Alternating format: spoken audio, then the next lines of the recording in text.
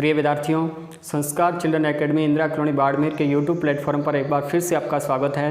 Previous lecture के अंदर हम लोग बात कर रहे थे जियोग्राफी सीरीज में चतुर्थ लेसन की, जिसमें हमने बात की थी विश्व जनसंख्या की संरचना और विश्व जनसंख्या की संरचना की परिभाषा, और उसके अंदर हमने बात की थी जनसंख्या संरचना के पहले घटक आयु संरचना के बारे में, जिसमें हमने विश्व की जनसंख्या को विभिन्न आयु वर्गों के अंदर बांटकर अध्ययन किया था और विभिन्न आयु वर्गों के अंदर बांटने पर विश्व की जनसंख्या के 3 भाग जिनके बारे में हमने अध्ययन किया था। आज हम लोग बात करेंगे दूसरे जनसंख्या संरचना के घटक लिंगानुपात। जनसंख्या संरचना के विभिन्न घटक आयु संरचना, लिंगानुपात, जनसंख्या संगठन, साक्षरता और व्यावसायिक संरचना, ये किसके घटक है? जनसंख्या संरचना के विभिन्न घटक है। आज हम लोग जिस घटक के बारे में बात करने जा रहे हैं वो क्या है? लिंगानुपात। विद्यार्थियों, सबसे पहले बात करते हैं लिंगानुपात की परिभाषा के बारे में। लिंगानुपात की परिभाषा क्या हो सकती है? देखिए, प्रति 1000 पुरुषों पर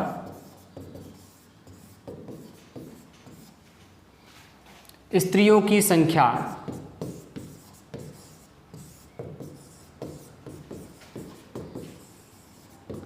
को लिंगानुपात कहते हैं। प्रति 1000 पुरुषों पर स्त्रियों की संख्या को क्या कहते हैं? लिंगानुपात कहते हैं। यानी किसी भी प्रदेश की जनसंख्या के संतुलन का सूचक क्या है? लिंगानुपात। लिंगानुपात से हमें पता चलता है कि उस प्रदेश के जनसंख्या का संतुलन कैसा है। स्त्री और पुरुषों की संख्या कम है, बराबर है, अधिक है, स्त्री अधिक है, पुरुष अधिक है, तो इसका पता लगाने के लिए हमें उस प्रदेश की जनसंख्या के संतुलन का सूचक माना जाता है किसको? लिंगानुपात। तो किसी भी प्रदेश की जनसंख्या के संतुलन का सूचक किसे मानते हैं? लिंगानुपात को मानते हैं। लिंगानुपात कहते किसे हैं? प्रति 1000 पुरुषों पर स्त्रियों की संख्या को लिंगानुपात कहा जाता है। लिंगानुपात ज्ञात करने का सूत्र क्या है? सबसे पहले उस पर बात करते हैं। स्त्रियों की संख्या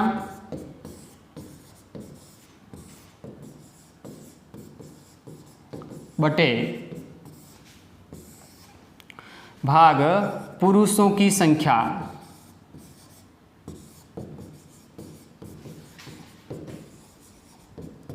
इंटू 1000। यानी प्रति 1000 पुरुषों पर महिलाओं की संख्या कितनी है, उससे हम क्या ज्ञात करते हैं? लिंगानुपात ज्ञात करते हैं। तो प्रति 1000 पुरुषों पर महिलाओं की संख्या कितनी है, उस आधार पर लिंगानुपात ज्ञात किया जाता है। और लिंगानुपात ज्ञात करने का सूत्र क्या है? स्त्रियों की संख्या बटे पुरुषों की संख्या इंटू 1000। तो ये लिंगानुपात की परिभाषा और लिंगानुपात ज्ञात करने का सूत्र है। प्रति 1000 पुरुषों पर स्त्रियों की संख्या कितनी है, उसे लिंगानुपात कहते हैं। ज्ञात करने का सूत्र क्या है? स्त्रियों की संख्या बटे पुरुषों की संख्या इंटू 1000। इस सूत्र से लिंगानुपात ज्ञात किया जाता है। विद्यार्थियों, दुनिया के कई देश हैं जहां पर महिलाओं की पोजीशन कैसी है, इस आधार पर लिंगानुपात अलग तरीके से भी ज्ञात किया जाता है। जैसे भारत में लिंगानुपात ज्ञात करने का ये सूत्र है, जहां पुरुषों पर स्त्रियों की संख्या से लिंगानुपात ज्ञात किया जाता है। लेकिन जहां महिलाओं की पोजीशन अच्छी है, और दुनिया के कई देश ऐसे हैं जो महिलाओं को आधार मानकर भी लिंगानुपात ज्ञात करते हैं। जैसे भारत के अंदर पुरुषों की पोजीशन महिलाओं की तुलना में अच्छी मानी जाती है, इसलिए पुरुषों की संख्या के आधार पर महिलाओं की संख्या है जिसको देखा जाता है कि 1000 महिलाओं के पीछे पुरुषों की संख्या इतनी है। उसी तरह दुनिया के कई देश ऐसे हैं जहां महिलाओं को आधार मानकर भी लिंगानुपात ज्ञात किया जाता है। तो भारत में लिंगानुपात ज्ञात किया जाता है इस तरह से, ये भारत के अंदर। और दुनिया के कई ऐसे देश हैं जहां इससे उल्टा भी ज्ञात किया जाता है। जैसे पुरुषों की संख्या बटे स्त्रियों की संख्या इंटू 1000। यानी अब परिभाषा क्या बन जाएगी? अब परिभाषा ये बन जाएगी कि प्रति 1000 महिलाओं पर पुरुषों की संख्या कितनी है। आधार किसको माना गया? महिलाओं को माना गया, स्त्रियों को माना गया। तो इस आधार पर भी कई देश दुनिया के ऐसे हैं जहां पर लिंगानुपात ज्ञात किया जाता है महिलाओं को आधार मानकर। अब भारत में लिंगानुपात ज्ञात करने का सूत्र क्या है? भारत में लिंगानुपात ज्ञात करने का सूत्र ये है कि प्रति 1000 पुरुषों पर महिलाओं की संख्या क्या कहलाती है? लिंगानुपात। और दूसरी तरफ इसकी परिभाषा क्या बन जाएगी? दुनिया के कई देश जो स्त्रियों पुत्रियों की संख्या को आधार मानकर और लिंगानुपात ज्ञात करते हैं। तो इसकी परिभाषा क्या बन जाएगी, प्रति 1000 महिलाओं पर पुरुषों की संख्या को लिंगानुपात कहते हैं। इसमें महिलाओं को आधार माना जाएगा और इसके अंदर पुरुषों को आधार माना जाएगा। तो इस प्रकार दुनिया के कई देश है जो उल्टा भी लिंगानुपात ज्ञात करते हैं। भारत के अंदर पुरुषों की संख्या के आधार मानकर लिंगानुपात ज्ञात किया जाता है। दूसरे दुनिया के कई देश ऐसे हैं जहां महिलाओं की संख्या को आधार मानकर लिंगानुपात ज्ञात किया जाता है। अब हम बात करते हैं दुनिया के अंदर लिंगानुपात किस प्रकार का है। 1980 के दशक की यदि बात की जाए तो दुनिया के अंदर 1980 के दशक में लिंगानुपात 993 के लगभग था। 1980 के दशक में लिंगानुपात कितना था, 993। 1980 के अंदर लिंगानुपात 993। 1980 के अंदर लिंगानुपात कितना है, 993। 993 का मतलब क्या हुआ, 1000 पुरुषों पर महिलाओं की संख्या कितनी है, 993। यानी 1000 पुरुषों पे 993 महिलाएं, मतलब महिलाओं की संख्या कितनी कम है पुरुषों से, 1000 के पीछे कितनी कम है, 7 कम है। ये 1980 की बात कर रहे हैं हम लोग। 1980 के दशक के अंदर लिंगानुपात 993 था, जिसमें हमने ये पता लगाया कि 1000 महिलाओं के पीछे 1000 पुरुषों के पीछे महिलाओं की संख्या 993, यानी कितनी कम है, 1000 के पीछे महिलाएं 7 महिलाएं कम हैं। लेकिन अब हम लोग बात करते हैं 2015 की। तो 2015 के अंदर विश्व का लिंगानुपात 983 है। 983 का मतलब क्या हुआ, 1000 पुरुषों पर महिलाएं 983, यानी 1000 पुरुषों के पीछे कितनी महिलाएं कम हैं, 17 महिलाएं कम हैं। यानी लिंगानुपात के अंदर 1980 और 2015 के बीच में देखा जाए तो संतुलन बढ़ा है क्या संतुलन घटा है, असंतुलन बढ़ा है। क्या बढ़ा है, असंतुलन बढ़ा है, क्योंकि यहाँ पे 7 महिलाएं ही कम थी पुरुषों से और अब कितनी महिलाएं कम हो गई, 17 महिलाएं कम हो गई 2015 के अंदर। ऑल ओवर विश्व में देखा जाए तो अब भी पूरे विश्व को ऑल ओवर देखा जाए तो लगभग लिंगानुपात में पुरुष प्रधानता है, पुरुषों की संख्या अधिक है और महिलाओं की संख्या कम है। 1980 से आज की यदि तुलना करें तो महिलाओं की संख्या घटी है, 7 कम थी 1000 के पीछे, अब 1000 के पीछे कितनी कम हो गई, 17 कम हो गई। यानी लिंगानुपात के अंदर ये असंतुलन का सूचक है, जो हमारे लिए एक चिंता का विषय भी है। यानी लिंगानुपात जो घट रहा है वो हमारे लिए एक चिंता का विषय भी है। अब दुनिया के विभिन्न देशों की यदि बात की जाए तो लिंगानुपात में असंतुलन किस प्रकार का है। देखिए यहाँ पे एशिया महाद्वीपों के अंदर, दुनिया के विभिन्न महाद्वीपों में देखते हैं, यहाँ पे बात करते हैं एशिया का लिंगानुपात कितना है, 964। जैसे जैसे हम बात करें अफ्रीका 966, ओसेनिया 1000, उत्तरी अमेरिका 1023, दक्षिणी अमेरिका 1033 और हम बात कर रहे हैं यूरोप 1055। अब देखो 964, 983 तो ऑल ओवर विश्व का है, जिसके अंदर 17 महिलाएं 1000 के पीछे कम हैं। लेकिन एशिया और यूरोप की बात करें 1055 का मतलब क्या हुआ, 55 महिलाएं अधिक है। 1000 पुरुषों पर महिलाओं की संख्या कितनी है, 1055 है। तो 1055 का मतलब पुरुषों से महिलाओं की संख्या कितनी अधिक है, यहाँ पर 55 अधिक है महिलाएं, यहाँ पे 33 महिलाएं अधिक है, यहाँ पर 23 महिलाएं अधिक है और अफ्रीका में 1 कम है और एशिया के अंदर आते आते 64 हो गई। यानी कि यहाँ पर कम कितनी हो गई, 60 और 40 और 6 कम हो गई, लगभग 36। तो इस प्रकार हम देखा विश्व के अंदर 17 कम है और दूसरी तरफ यूरोप के अंदर हम देख रहे हैं 50 अधिक है। तो विश्व के औसत से यूरोप का अधिक है और एशिया का विश्व के औसत से कम है। यानी हम देख रहे हैं इन महाद्वीपों के अंदर जहां पर लिंगानुपात अच्छा है और ये हमारे लिए एक अच्छा संकेत है। और अब इसके पीछे हम क्या अनुमान लगा सकते हैं कि यहाँ महिलाओं की संख्या अधिक क्यों है, दूसरी तरफ एशिया और अफ्रीका के अंदर महिलाओं की संख्या कम क्यों है, इसका क्या कारण हो सकता है। इसका सबसे बड़ा कारण ये हो सकता है यहाँ समाज परंपरावादी नहीं है, महिलाएं शिक्षित ज़्यादा है, महिलाएं रोजगार के लिए नगरों की ओर गमन करती है, महिलाओं की सामाजिक और आर्थिक स्थिति अच्छी है, इसीलिए यहाँ पर महिलाओं की संख्या पुरुषों से अधिक है, यही हमें प्रदर्शित करती है कि यहाँ महिलाएं मजबूत है, सुदृढ़ है, हर काम के अंदर आगे है, रोजगार भी महिलाओं के पास में है, परंपरावादी समाज नहीं है और महिलाओं की बहुत अच्छी स्थिति है। इसीलिए इन महाद्वीपों के अंदर लिंगानुपात जो है वो हमें धनात्मक देखने को मिल रहा है। बहुत अच्छे संकेत है इन महाद्वीपों के अंदर, लेकिन एशिया जहाँ हम रहते हैं वहाँ पे लिंगानुपात बहुत कम है। यह हमारे लिए एक चिंता का विषय है। कम होने का कारण क्या हो सकता है? महिलाओं का शिक्षा में पिछड़ा होना, महिलाओं के द्वारा रोजगार के लिए नगरों की ओर गमन नहीं करना, समाज का रूढ़िवादी और परंपरावादी होना, और समाज के परंपरावादी होने के कारण यहाँ पे महिलाओं का लिंगानुपात है जो हमें कम देखने को मिलता है। 1000 पुरुषों पे महिलाओं की संख्या कम है और ये हमारे लिए एक चिंता का विषय भी है। अब हम लोग बात करते हैं, जैसे पश्चिमी देशों के अंदर हम लोग देखें और दूसरी तरफ एशिया की तरफ देखें, तो पश्चिमी देशों के अंदर ग्रामीण क्षेत्रों में पुरुषों की संख्या अधिक है और नगरीय क्षेत्रों के अंदर महिलाओं की संख्या अधिक है। इसका क्या कारण हो सकता है?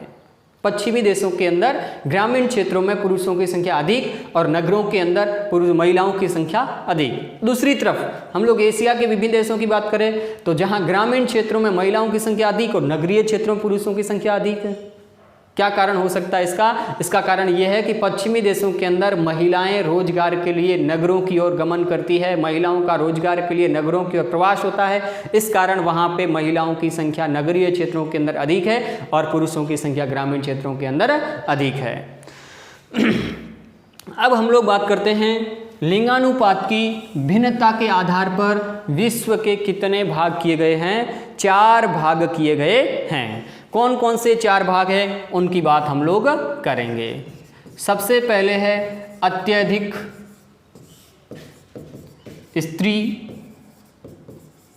अधिकता वाले देश।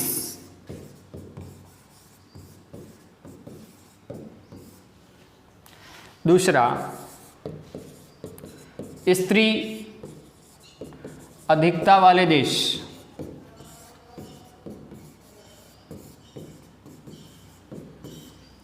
तीसरा पुरुष अधिकता वाले देश।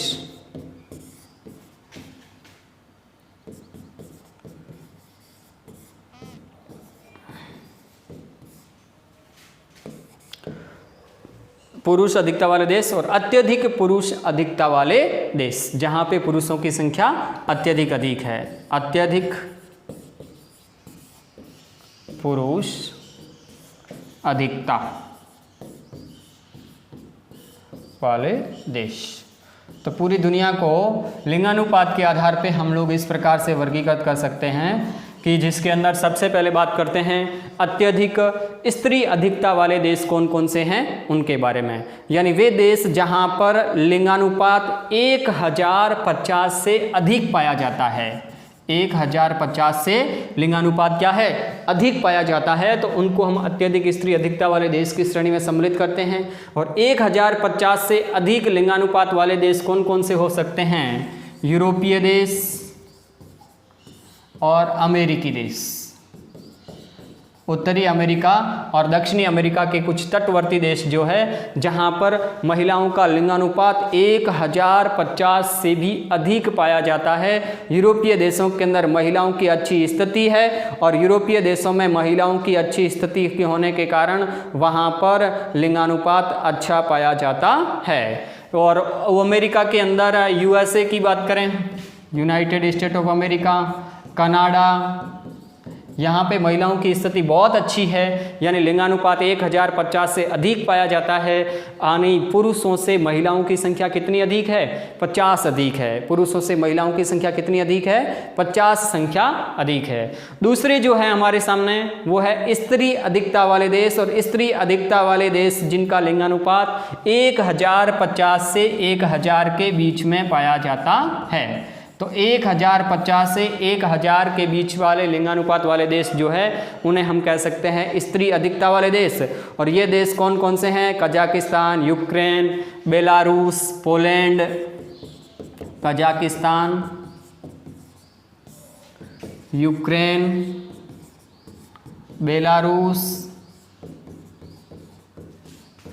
पोलैंड, जहां का लिंगानुपात 1050 से 1000 बीच में पाया जाता है। फिर हम बात करते हैं पुरुष अधिकता वाले देश, यानी ये अभी पुरुष प्रधानता वाले देश कौन कौन से हैं उनके बारे में, जहां का लिंगानुपात कितना हो सकता है।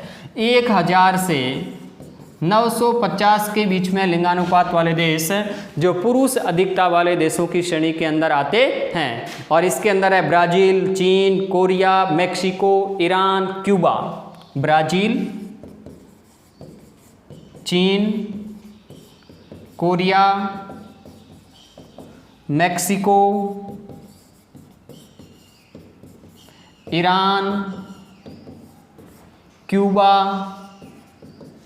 जहां पर पुरुषों की संख्या जो है वो महिलाओं की तुलना में अधिक है, यानी वहां महिलाओं की स्थिति अच्छी नहीं है। लेकिन अत्यधिक और स्त्री अधिकता वाले देश जहां महिलाओं की स्थिति बहुत अच्छी है, जैसे संयुक्त राज्य अमेरिका है, कनाडा है, यूरोपीय राष्ट्र है, दक्षिणी अमेरिकी देश है, और स्त्री अधिकता वाले देशों में उसके अलावा बेलारूस, यूक्रेन, कजाकिस्तान, पोलैंड, यहाँ पर भी 1050 से 1000 के बीच में लिंगानुपात पाए जाते हैं। महिलाओं की स्थिति वहाँ पर भी अच्छी है।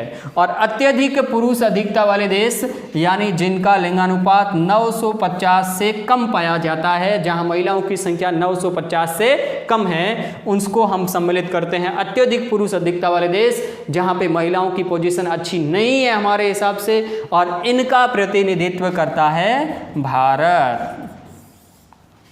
एशियाई देशों में इनका प्रतिनिधित्व कौन करता है? भारत, जहाँ लिंगानुपात बहुत अच्छा नहीं है, जिनका लिंगानुपात 950 से कम है, उनको हम किस में सम्मिलित करते हैं? अत्यधिक पुरुष अधिकता वाले देशों में सम्मिलित करते हैं। इस प्रकार से ये वर्गीकरण कितने भागों के अंदर हुआ? 4 भागों के अंदर हमने इसका वर्गीकरण किया। अत्यधिक अधिकता वाले देश 1050 से अधिक है। स्त्री अधिकता वाले देश 1050 से 1000 लिंगानुपात है। पुरुष अधिकता वाले देश 1000 से 950, और अत्यधिक पुरुष अधिकता वाले 950 से कम। अब हम लोग बात करते हैं भारत जैसे विकासशील देशों में पुरुषों की अपेक्षा स्त्रियों का अनुपात कम पाया जाता है, क्यों? भारत जैसे विकासशील देश में पुरुषों की अपेक्षा स्त्रियों का अनुपात कम पाया जाता है, ऐसा क्यों है? इसका सबसे मुख्य कारण परंपरावादी होना। दूसरा कारण क्या है? दूसरा कारण है महिला शिक्षा का अभाव। महिला शिक्षा का अभाव पहला कारण है। परंपरावादी योजना, यानी भारत जो है वो आज भी परंपरावादी तरीके से चल रहा है और रूढ़िवादी तरीके से चल रहा है, जहां महिलाओं को उचित स्थान समाज के अंदर नहीं मिलता है। दूसरा कारण है महिला शिक्षा का अभाव होना, रोजगार के अवसर महिलाओं को कम मिलना, महिलाओं को रोजगार कम मिलना, महिलाओं के साथ में घरेलू हिंसा, महिलाओं के साथ में घरेलू हिंसा, समाज में महिलाओं को उचित स्थान नहीं मिलना, समाज में महिलाओं को उचित स्थान नहीं मिलना। इन सभी कारणों से भारत जैसे देश के अंदर, विकासशील देश में पुरुषों की अपेक्षा स्त्रियों का अनुपात क्या है? कम है, और पुरुषों का अनुपात अधिक।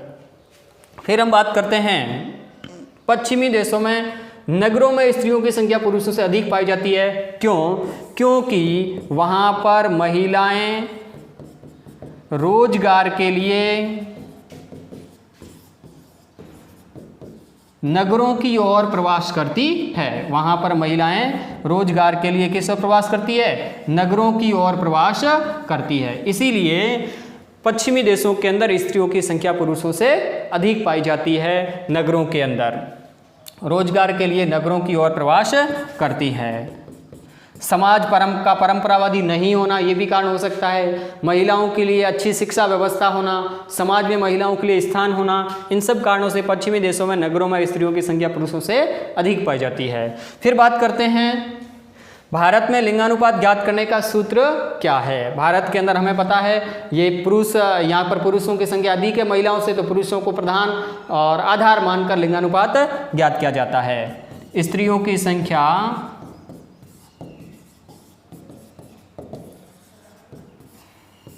बटे भाग पुरुषों की संख्या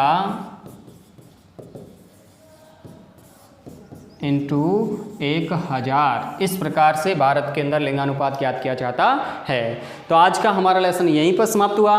थैंक्स फॉर वॉचिंग संस्कार चिल्ड्रन एकेडमी।